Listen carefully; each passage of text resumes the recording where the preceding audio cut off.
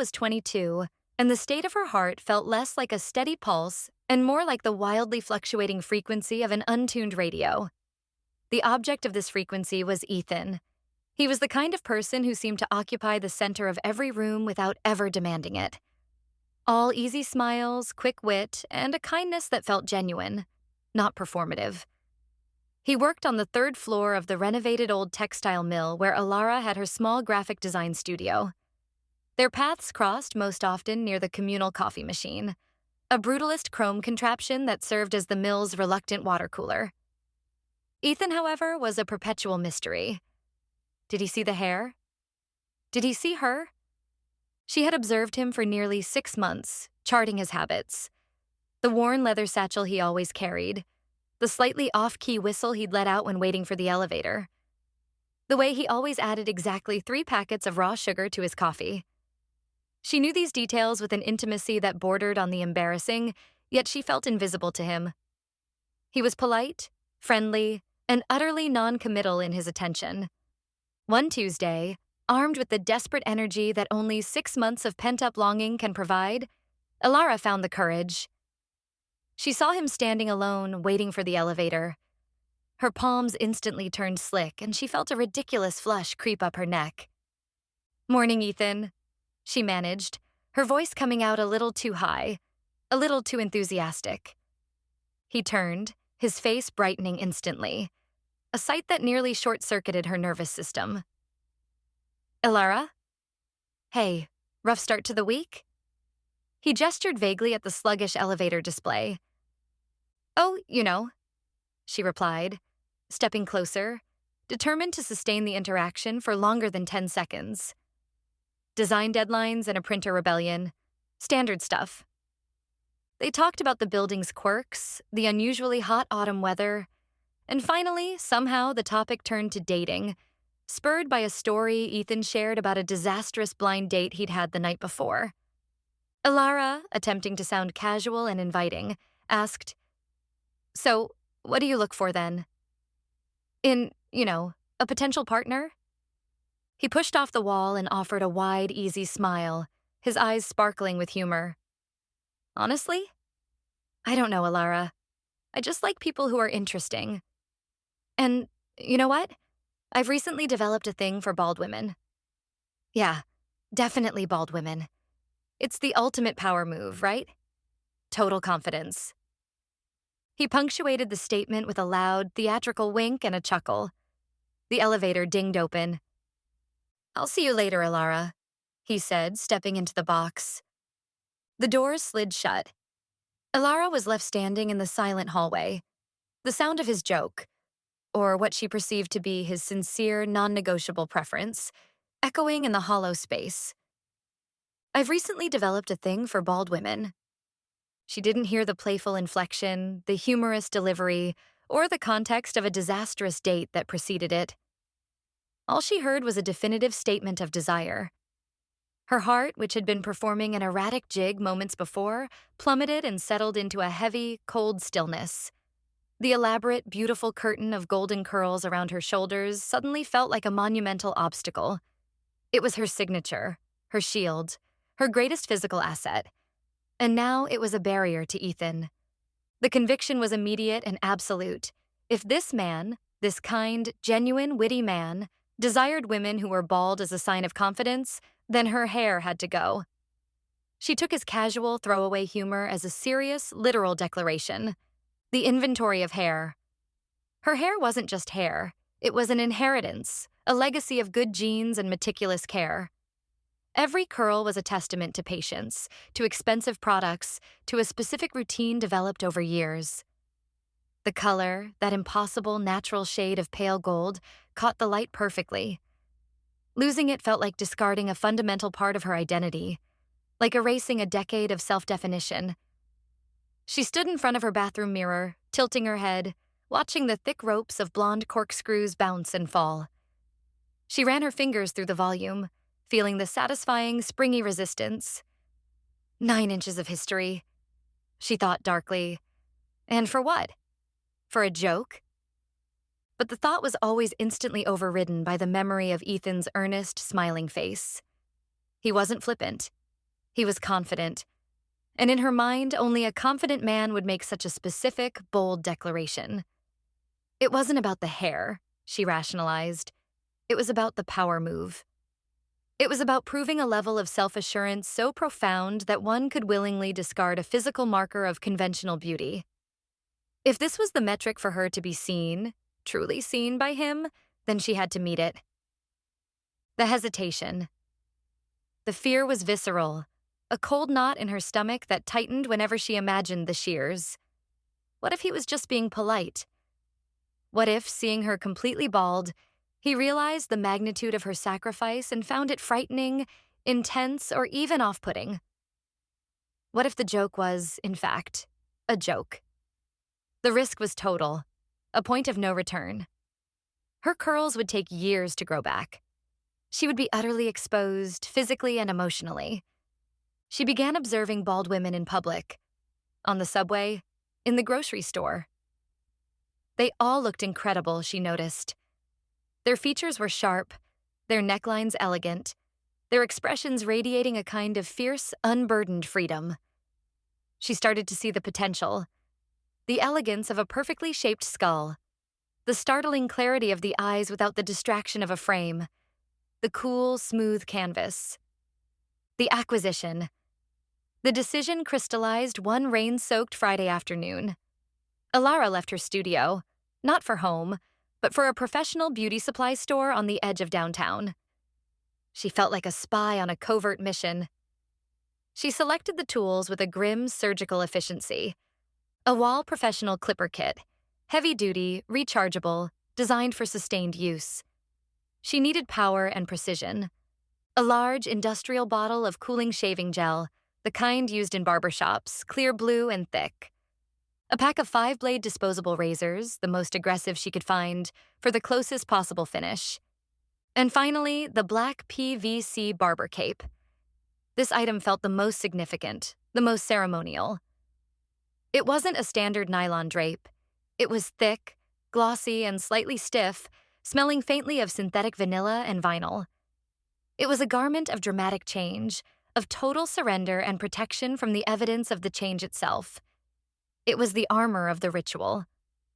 She returned to her apartment, the heavy bag of instruments weighing like a lead anchor in her hand. She placed the tools on the vanity in her small, white-tiled bathroom. The bathroom, usually a brightly lit, cheerful space, now felt like an operating room. The clock on the wall read 8 p.m. She didn't want to do this in the light of day. This was a transition best handled under the veil of night. The moment arrived an hour later. Alara had changed into an old black tank top and yoga pants, something she wouldn't mind being covered in blonde fuzz. She pulled a stool close to the vanity mirror, plugged in the clipper base to ensure maximum charge, and took a deep, shuddering breath. She looked at her reflection one last time. Her face was pale, her eyes wide, framed by the beautiful, tumultuous expanse of her golden curls. She reached out, grasping a thick section near her temple, and pulled it forward. It felt heavy, comforting, and agonizingly familiar. The black PVC cape was the next step. She unfurled the thick vinyl, its glossy surface reflecting the harsh bathroom light. The sound of the material rubbing against itself was a dry, shush-shush sound, amplifying the silence of the apartment. She fastened the heavy, magnetic neck clasp, securing the cape tightly around her throat. The stiff PVC covered her completely, a sheet of deep, unrelenting black, creating an impermeable shell that shielded her from the neck down, ensuring not a single strand of hair could fall onto her skin or clothes. She felt the heavy, cold weight of the PVC settle on her shoulders. It was simultaneously protective and intimidating. She was isolated within this shiny vinyl cocoon. Now, the clippers. She picked up the heavy wall unit. It was cold, dense, and solid. She pressed the power button. The noise was instantaneous and aggressive, a loud, mechanical bzzzzzzz. It vibrated powerfully in her hand, a living, hungry thing. She selected the largest guard, number 8, an inch of hair, just to start. She needed a test run, a slow easing into the destruction. The first pass, The sheer shock. She lifted the buzzing machine to the side of her head. Her hand trembled violently. She closed her eyes. For Ethan. For confidence, for me, she whispered, trying to anchor herself. She placed the flat edge of the number. 8 guard against her temple, just above her ear. She pushed. Sss. Crackle. The sound of the motor meeting the dense, resilient mass of her hair was not the clean, smooth whir she expected, but a chunky, tearing sound, like Velcro being ripped open underwater. She felt the resistance, the drag, as the hungry blades chewed through the thick spiral fibers. She pulled the clipper away. On the stark white of the porcelain vanity, a thick clump of blonde curls lay, severed, brilliant against the white tile. It looked like a living thing, discarded and lifeless. The hair remaining on her temple was suddenly, jarringly short, about an inch of soft, pale stubble, completely flat and subdued, utterly foreign to the rest of her head. She tentatively touched the freshly shorn area. It felt stiff, prickly, and unbelievably exposed. The contrast between the luxurious curls and the coarse stubble was shocking. Her scalp felt suddenly oddly cool in that small patch. The commitment. The point of no return. The first cut was the hardest. Now that the line had been crossed, a bizarre sense of momentum took over. There was no going back. She detached the number 8 guard and moved swiftly to the number 4. Half an inch. She attacked the left side of her head with a grim determination. The BZZZZ was constant now, punctuated by the rhythmic crunch of her beautiful blonde hair falling away. She worked in slow, overlapping vertical stripes, tilting her head to ensure the flat guard maintained contact with the curve of her skull. The curls were too thick. The clipper began to clog. She had to stop every few seconds, pry out the dense mat of hair caught between the teeth, and blow the dust off the motor. The floor beneath the heavy PVC cape was quickly becoming a luminous, golden carpet. When the entire left side was finished, she leaned back, staring at her reflection. She looked wildly asymmetric, like a tragic clown. One side a perfect coiled blonde sculpture, the other a close-cropped, almost masculine field of gold stubble. This absurdity, this visual extremity, finally broke her paralysis. A sudden, sharp laugh escaped her, a sound bordering on hysteria. The full shave, 0 guard. With a new, almost manic focus, she removed the number 4 guard. She attached the number 1 guard, then almost immediately took it off. No half measures. If she was doing this, she was doing it completely. She looked down at the naked blade of the clipper, the metal teeth completely exposed. The 0 guard. B. She applied the bare clipper to the back of her head, working blind, relying entirely on feel. The sound changed immediately. It was a high, aggressive whine, and the crunching sound was replaced by a continuous, fine, rasping sound, like sandpaper on dry wood. The sensation was intense. The deep vibration, the slight heat from the moving blades, and the immediate, powerful coolness on the skin as the thick insulation of her hair was wiped clean. The back of her head, the area she could never see, became a map of raw sensation. She could feel every small bump, every tendon and contour of her skull structure. She ran her free hand over the shaved patch. It was no longer prickly stubble, but a velvety sandpaper finish, dark and soft to the touch. She worked her way up to the crown, section by agonizing section. The hair on top, the thickest, longest part, came away in large, depressing drifts. The sound was deafeningly close to her ears, the high-pitched drone making her teeth ache. She watched the last of her shoulder-length blonde curls fall away, joining the golden mound on the cape and the floor. The sight was undeniably mournful, yet strangely exhilarating. It was done. The physical barrier was gone.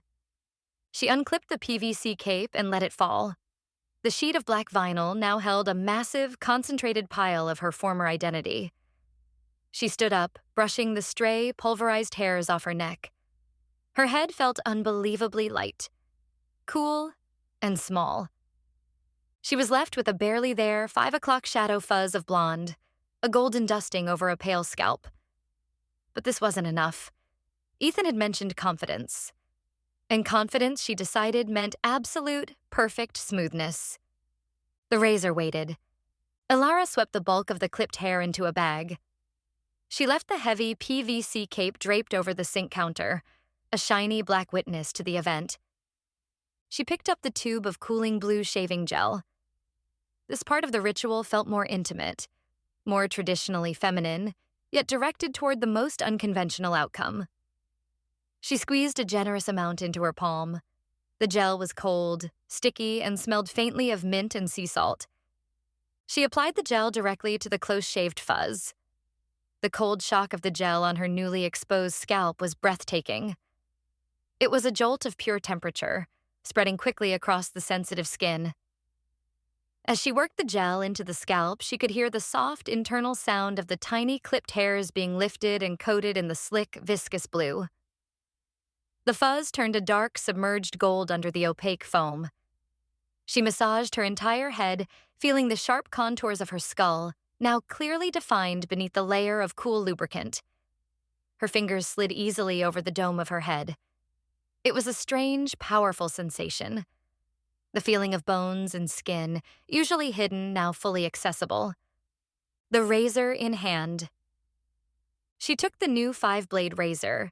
It was still in its plastic sheath, shining silver and sharp. She peeled the protective cover off, and the sight of the precision-engineered blade head was both terrifying and exciting. She turned on the hot water and rinsed the razor head, letting the steam fill the small space. The first stroke. She began at the front, near her forehead. She placed the razor flat against the crown of her head and pulled it slowly, deliberately, straight back toward the apex. The sound was subtle but intense, a soft, sustained scratch hiss, like a cat's tongue on velvet. It was the sound of the final, residual layer of hair being completely severed at the root. She rinsed the razor. A cloud of pale, gold-tinged blue foam washed away, revealing the shining steel beneath. She put the blade back to the same spot and repeated the stroke. The second pass was almost silent, proving the first had done its job. She felt the cool, smooth track of the razor, a sensation unlike anything she'd ever experienced. Methodical mapping. Ilara's movements became a meticulous, detailed map of her own head. The temples. She worked around the delicate areas of her temples and above her ears, using short, precise, downward strokes. Here, the skin was thinner, more sensitive, and she moved with extreme caution, feeling the ridge of bone beneath her fingertip as a guide. The blade hissed faintly as it swept through the foam. The sides. She used long, sweeping vertical strokes from the part line down to the jaw, rinsing the razor every 3 strokes. She had to use her free hand to pull the skin taut near the base of her skull, ensuring a perfectly flat canvas for the blade. The crown. The top of her head was easy, one large, smooth area for long, confident strokes, moving from front to back.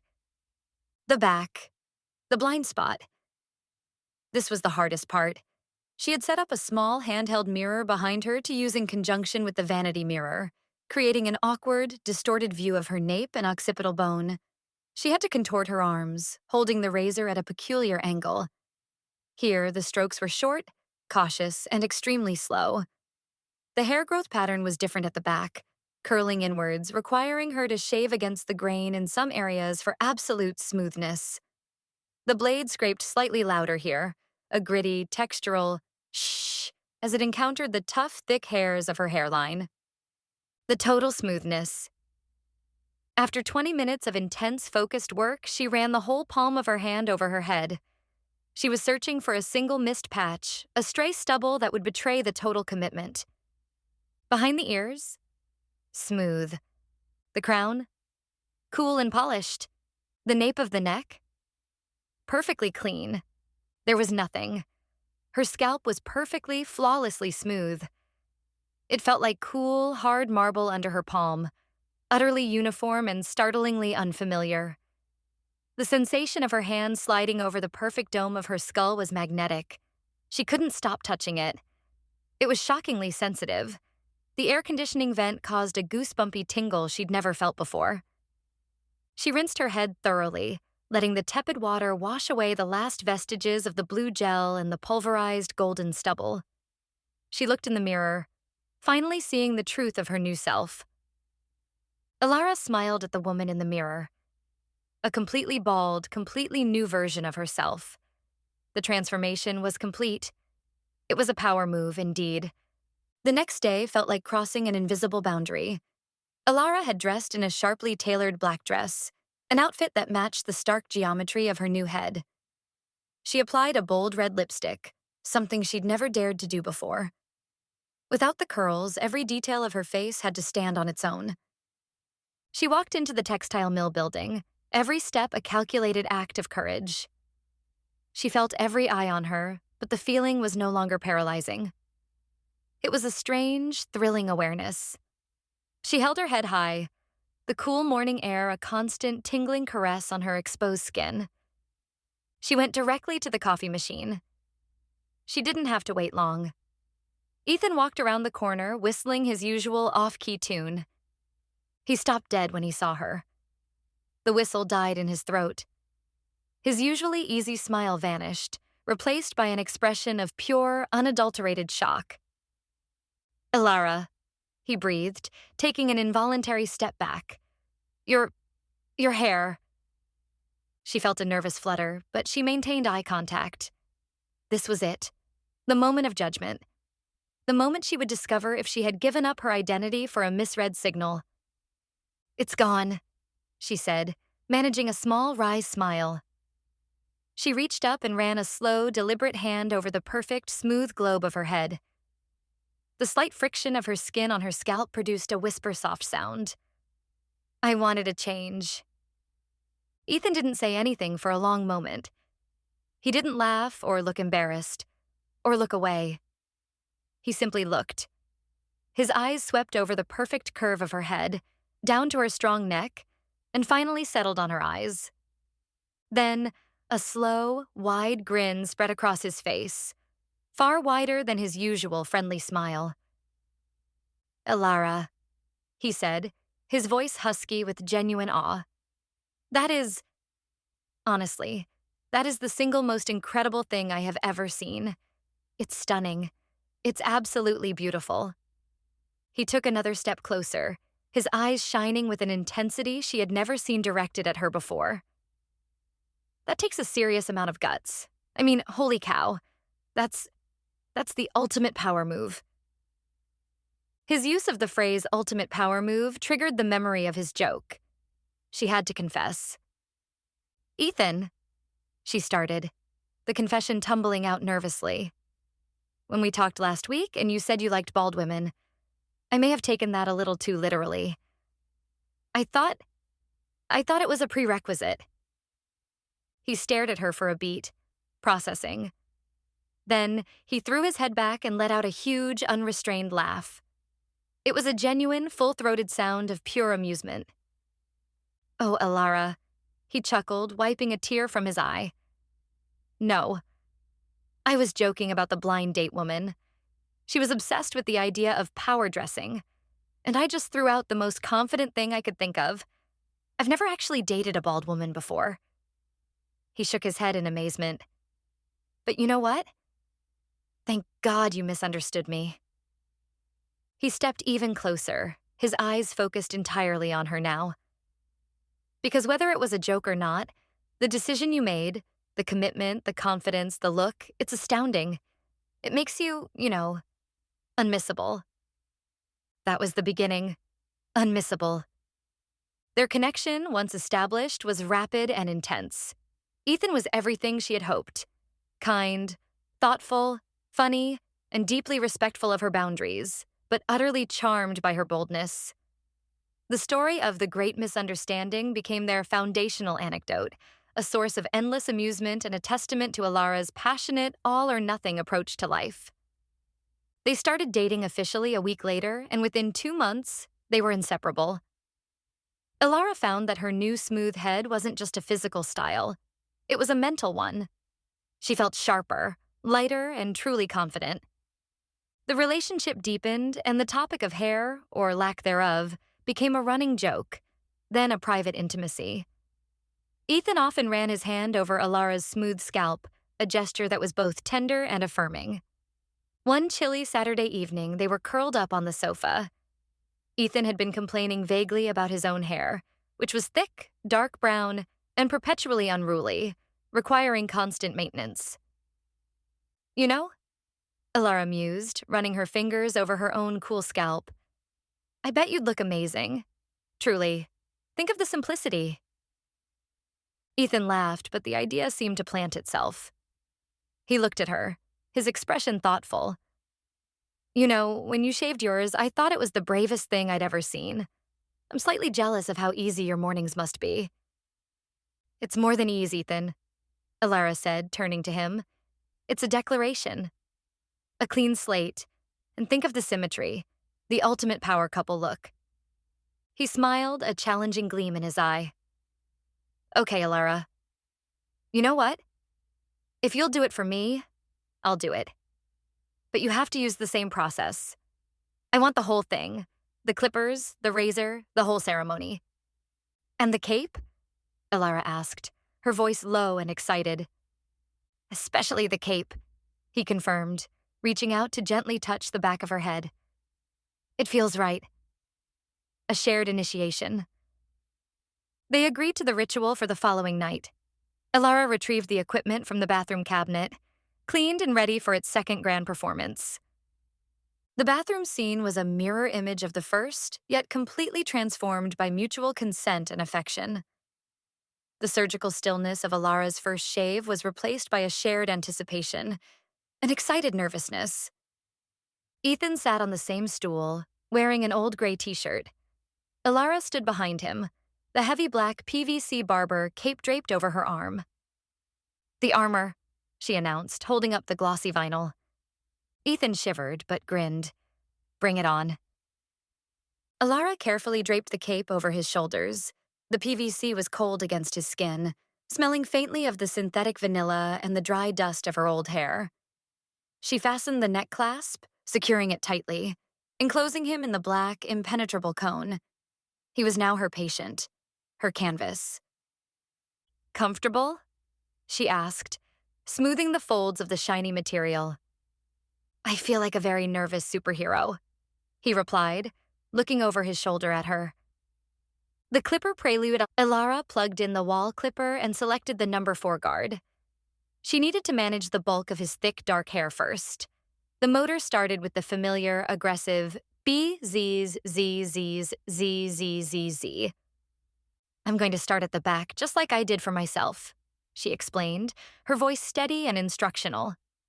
Deep breath. She placed the flat edge of the guard against the nape of his neck. Sss. Crunch. The sound was heavier than it had been with her fine blonde curls. Ethan's hair was coarser, denser, and the clipper blades had to work harder, producing a deep, satisfying snick as they sheared through the mass. Ethan gasped, not in pain, but in sheer sensory shock. Wow, that sound is startling. Alara was methodical. She held the heavy clipper in her dominant hand, using her other hand to stabilize his head and guide the trajectory of the machine. She worked the back of his head, moving upwards toward the crown. She was no longer a hesitant novice, she was the master of the machine, efficient and confident. She peeled off the number 4 guard and moved to the number 1 guard. The rasping sound returned, now slightly higher pitched and more aggressive. She covered the rest of the sides and the top, the dark, thick hair raining down onto the glossy black PVC cape. The contrast of the dark brown hair on the shiny black vinyl was almost as striking as her blonde hair had been on the white tile. In 20 minutes, Ethan was left with a short, dark, prickly stubble, a sharp shadow around the edges of his face. He kept reaching up to touch the back of his head, his expression a mixture of fascination and disbelief. It feels like moss, he muttered. It feels like a cactus. The razor finale. Now for the real commitment, Alara said, her eyes alight with focus. She released the neck clasp of the PVC cape, allowing the glossy vinyl sheet, laden with his dark hair, to fall away and pool on the floor. She guided him to the sink. She squeezed the blue, cooling shaving gel into her hand and began to apply it to his prickly, dark scalp. The gel was cold on his skin, causing him to flinch slightly. "Oh, that's cold," he exclaimed. Alara laughed softly. "I know, it's exhilarating. Stand still." She rubbed the thick, minty gel into his stubble, turning his head into a smooth, dark blue-green sphere. She took the new 5-blade razor, the twin to the one she had used on herself. She began at the top, holding the razor head with a firm, steady grip. "Hold tight," she warned. She pulled the razor from the front of the crown to the back of the apex. The scratch hiss was softer this time, a precise, silken sound of perfect contact. The thick, dark hair, now lifted by the gel, disappeared instantly. She rinsed the razor and applied the second stroke, running her index finger immediately behind the blade to test the finish. It was already perfectly smooth. She worked meticulously. She tilted his head back to access the sensitive skin under his jawline and around the nape of his neck. Her focus was absolute. She was charting the contours of his skull, an intimate, powerful act of dedication. She pulled the skin taut near his ears. She made short, cautious strokes around the prominent bump of his occipital bone. She used long, steady glides over the broad, flat planes of his temples. Ethan sat utterly still, eyes closed, occasionally murmuring about the cold or the surprising intensity of the sound. He trusted her completely. He felt the precise movement of her hand, the slight pressure and the amazing instantaneous coolness that followed the wake of the blade. Finally, Alara stepped back. "I think..." Perfection. She used a damp, warm towel to wipe away the remaining blue gel and residual dark stubble. She stood in front of him, hands on his shoulders, and slowly turned him toward the mirror. Ethan opened his eyes. He was completely, impeccably bald. The smooth, pale skin of his head shone under the bathroom light. The shape of his head, which had been obscured by the volume of his hair, was clean, strong, and masculine. His features, his strong brow, his intense eyes, his jawline, were now framed only by the sharpness of his own outline. He reached up hesitantly and ran his palm over his scalp. He felt the smooth, flawless texture, the cool temperature, the sudden, complete exposure. He looked incredible. A profound aesthetic change that mirrored the boldness of their initial misunderstood conversation. He turned to Alara, his smooth head reflecting the light. He reached out and gently ran his fingers over the identical, smooth dome of her head. "We match," he whispered, a huge, sincere smile spreading across his face. "It's perfect." The ultimate partnership move. Alara leaned in, her smooth forehead meeting his. The coolness of their perfectly shaved scalps touched, the ultimate affirmation of their strange, wonderful journey. The heavy blonde curls and the unruly dark hair were gone, replaced by the profound, smooth symmetry of their shared, confident commitment.